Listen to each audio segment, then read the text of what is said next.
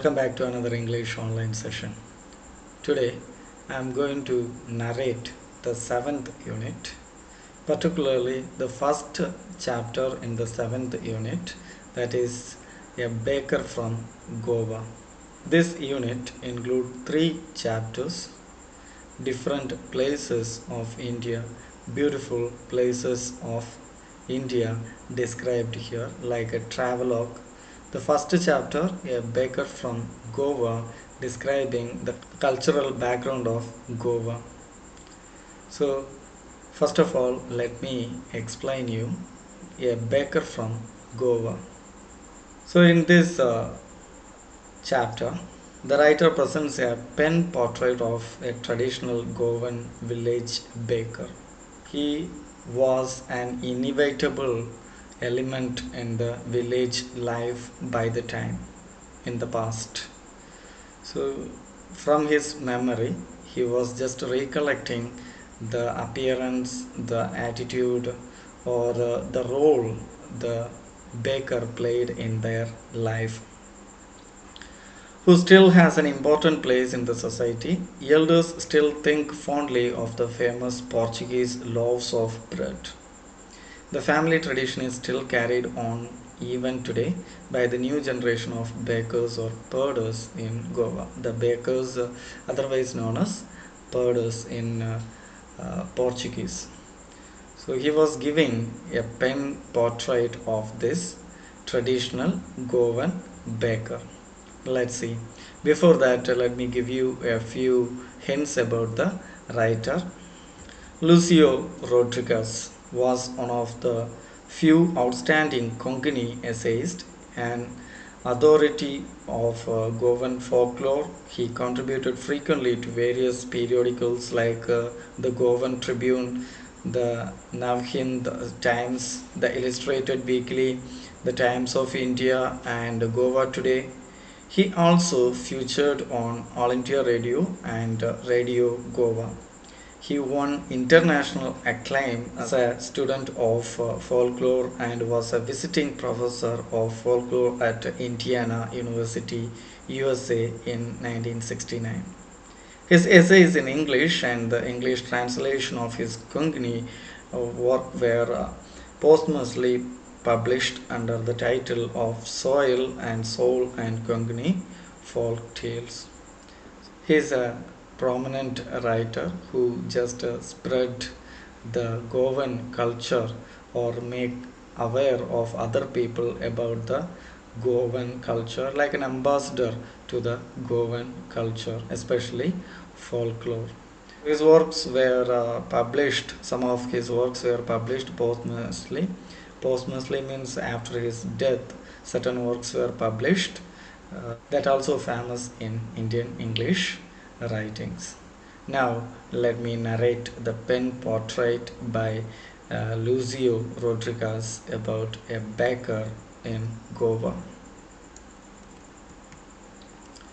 Our elders are often heard reminiscing nostalgically about those good old Portuguese days. Reminiscing nostalgically means thinking fondly of the past, like nostalgia, thinking very happily about the past.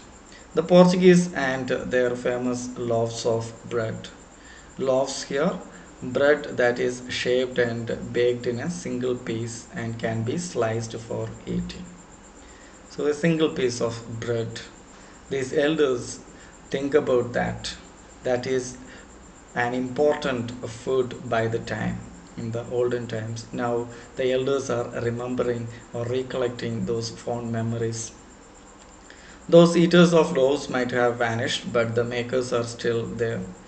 So, like I said, in the past, people very fondly eat these loaves of bread.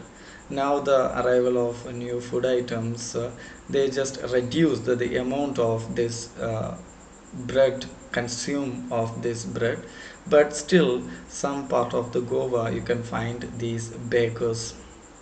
We still have amongst us the mixtures, the molders, and those who bake the loaves. So still you can find people, those who work in making of this bread. Some people work as mixtures, and some people work as molders to bake this bread. The fire in the furnace has not yet been extinguished. This means still their work is continuing from the parents or from ancestors to the new generation. They are continuing some part of the Goa, still people are continuing this job. The thud and jingle of the traditional baker's bamboo heralding his arrival in the morning can still be heard in some places. So, in olden times, you can see many people. It is an inevitable part of Goan life, especially morning. They just come, they just have a stick and they just beat on the ground. It makes a thudding sound, thud, the sound thud, and everyone wake up by the arrival of this baker. He was saying that still some part of the Goa you can see these people. Heralding means announcing. Maybe the father is not alive, but the son still carries on the family profession. These bakers are even today known as padder in Goa. So in Portuguese they are called as padder. So the father or grandfather, they may not alive now, but still as a family profession the son or grandson is carrying out this work. They are doing, still doing that work, not in a large number. Some part in the Goa still people are doing this job. During our childhood in Goa, the baker used to be our friend, companion and guide. He used to come at least twice a day. So as I told you, this baker played a vital role in Goan life. He is like a friend, a companion, a guide. He has the right to express his opinion, a guide. He even guide the people. So such an important role he just had by the time. And the narrator was saying that at least two times he just visit these people. Once when he set out in the morning on his selling round, and then again when he returned after emptying his huge basket. The jingling thud of his bamboo woke us up from sleep, and we ran to meet and greet him. So one time in the morning when he just take this bread to sell, and the other time after selling he just bring the empty basket. Two times these people see this baker. So these children, they woke up by hearing the sound of this baker, the beating sound of the stick. With that they woke up, and they woke up and greet him in the morning. Why was it so? Was it for the love of the loaf? Not at all. The loaves were bought by some Pascain or Bastain, the maid servant of the house. What we longed for were those bread bangles. So they don't like these loaves of bread that might be bought by the servants in the home, like anyone, like Baskin or Banston, anyone buy it. But we were longing for these bread bangles, the breads in the shape of sweet bread in the shape of bangles, which we choose carefully. Sometimes it was sweet bread of special make, sometimes it is a special make. So these children like those bread bangles. That's why when they hear the sound of this baker, they just immediately woke up and come in front of the house. The baker made his musical entry on the scene with a jing chang sound of his specially made bamboo staff, a stick. It was specially made, and when he beat on the ground, it make a special sound like jang chang. That sound it make. One hand supported the basket, one hand supported the basket on his head, and the other banged the bamboo on the ground. One hand he just hold the basket, and with the other hand he just hold this stick and beat on the ground. He would greet the lady of the house with a good morning, and then place his basket on the vertical bamboo. When they come to anyone's house, he just greet the lady of the house, and just Place the basket on the vertically placed bamboo. We kids would be pushed aside with a mild rebuke, and the loaves would be delivered to the servant. So when these children make noise and trying to took these bread bangles, he just pushed them apart with a little rebuke. Rebuke means an expression of disapproval or scolding, and he just provide the bread loaves to the servant. But we would not give up. We would climb a bench or a parapet, peep into the basket somehow. So even he just pushed these children aside. They just stand on a chair or on the parapet. They just again just look into this basket whether the bread bangles are there or not. I can still recall the typical fragrance of those loaves, loaves for the elders and the bangles for the children. Still, he was remembering, he was recollecting the memory, the fragrance or the smell of those beautiful loaves. Then we did not even care to brush our teeth or wash our mouths properly. When they hear the sound of this baker, they just woke up, and from the bed they just run to this front of the house to take these bangles, bread bangles. So they won't even care about brushing their teeth. And why should we? Who would take the trouble of plucking the mango leaves for the toothbrush, and why was it necessary at all? So they have to pluck the mango leaves to brush their teeth. So they won't wait for that.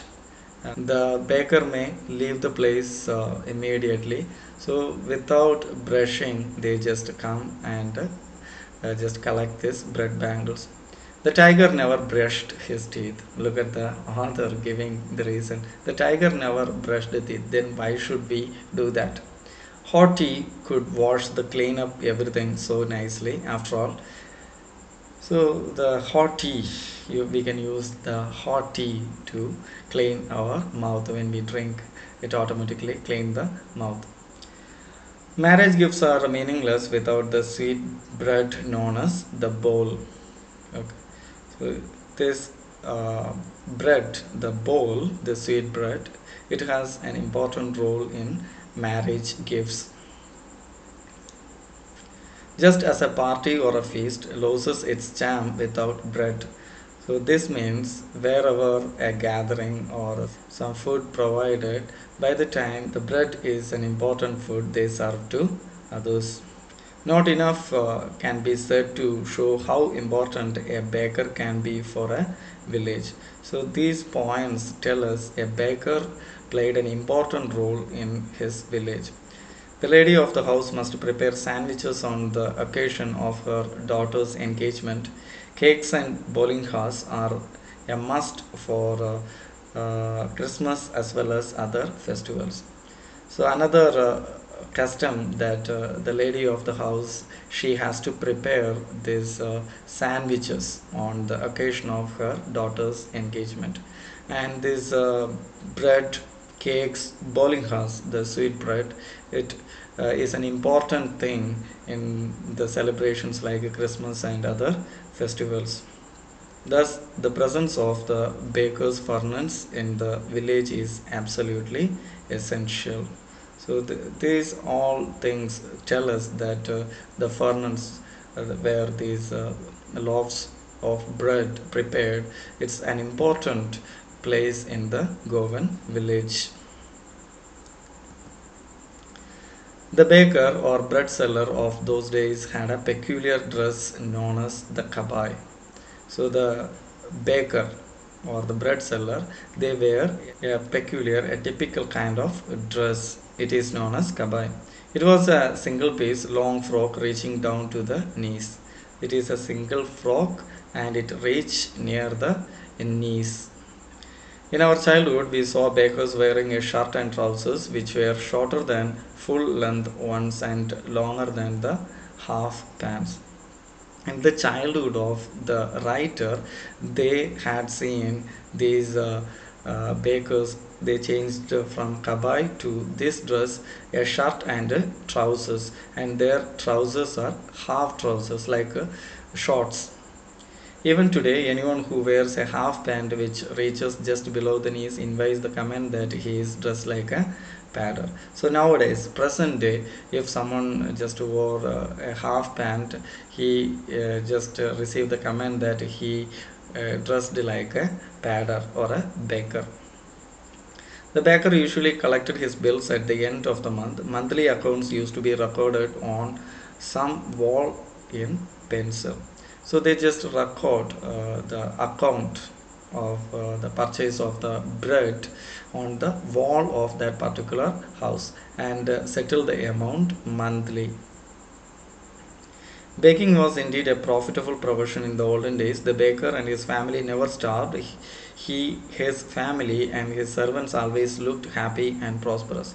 In the olden days, this is a best profession, a very profitable profession, and you can see that the baker and his family, his servants, they were very happy and prosperous, wealthy by the time.